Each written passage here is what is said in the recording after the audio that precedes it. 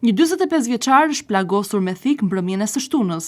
Autori është një 48 vjeçar, i cili është vendosur në prangat e policisë. Gjatë një deklarate për mediat këtë të diel, policia thekson se në vijim të informacionit paraprak të dhënë për ngjarjen e ndodhur në lagjen Pavarësia 3, specialistët për hetimin e krimeve kundër personit të drejtorisë policisë Vlorë arrestuan në flagrancë për veprën penale, plagosje e rëndë me dashje, shtetasin FZ, 48 vjeç, banues në Vlorë.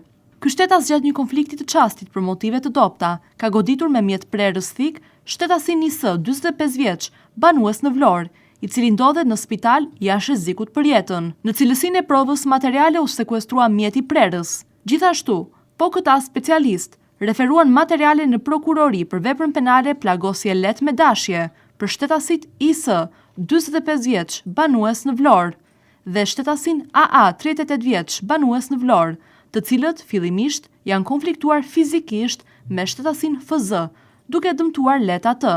Materialet procedurale i kaluan prokurorisë pranë gjykatës së shkallës së parë të juridiksionit të përgjithshëm Vlorë për veprime të mëtejshme.